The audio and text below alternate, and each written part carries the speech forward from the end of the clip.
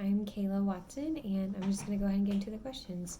So, the first question, are the sessions you watch similar to what you imagine a counseling session would be? Why or why not? For the most part, they're very similar to what I imagined, although I did imagine them being quite more formal, more of a more of an intimidating setting, more of a formal setting. These sessions were way more casual, way more laid back. You could see that they were in a very casual environment, and I really personally liked that. From your readings in Chapter 8, what skills and counselor characteristics did you notice? There were a lot that really stood out. I'm only going to pick a few, but the skills that stood out to me were, or characteristics rather, were being sensitive, gentle, highly credible, attentive to emotions, and accepting. And I feel like those are all very common, what you would assume a counselor would have to have. And a few skills that really stood out to me were mainly just two specific ones.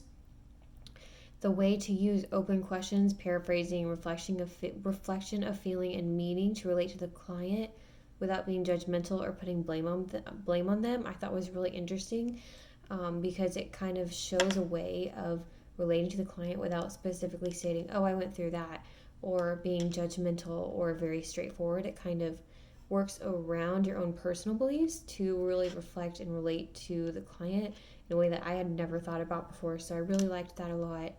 And then also, I really stood out to me the most out of any of these were the way of using attentive silence. I'd never heard of that before, and I can see how it would be really, really helpful. It is very awkward having silence whenever you're in a conversation, and I think that people do immediately want to talk to feel that. So I think that would be a really good way to get people to open up. I will have to work on that myself because I am not good with awkward silences. So I'm going to go ahead and start working on that. And I'm really thankful I read that. And I think that's a really good skill to have. The next question is, what differences and similarities did you note between the three counselors? So, at first glance, they can seem very similar because they're all using paraphrasing and reflecting in their speech, the skills and characteristics you talked about a minute ago.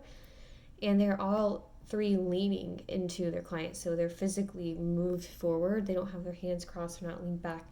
They're all three looking towards them and leaning towards them, which I thought was interesting.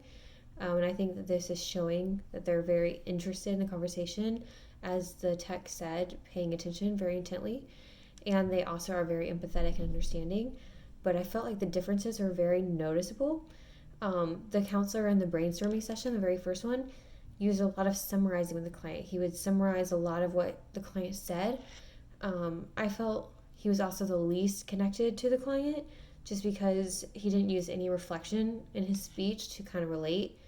The second client was in the homesick session, and I feel like she was the complete opposite. She used a lot of reflection on feeling and meaning with the client, and I do feel like this really helped the client to understand the deeper meaning behind why she was struggling with connecting and the guilt that she was feeling, not being home, being part of the homesickness. So I really felt that this helped deepen the connection they have and deepen the gains that the client has already gotten. And the session was only 4 minutes long that we saw. And then the third counselor in the dancing or helping session used reflecting and paraphrasing, summarizing, so kind of a combination of the first two. But he also used a lot more open-ended questions, whereas the first two didn't really do that. So this counselor actually asked the questions, whereas the first two didn't really ask any questions. They just kind of summarized, reflected. And I thought that was interesting because for this client, it really helped her to kind of think of the reasons why she's feeling the way she's feeling. And she says she has a hard time opening up, so I think that was really good for her. Although I did think some of the questions maybe would have been a little too repetitive. So I feel like he could have narrowed that down or made it a little bit different, more specific. And then the last question is, what questions do you have about counseling and skills as they are used?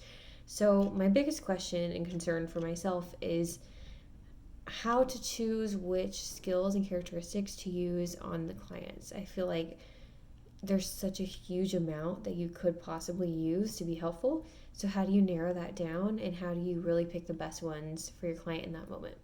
Thank you.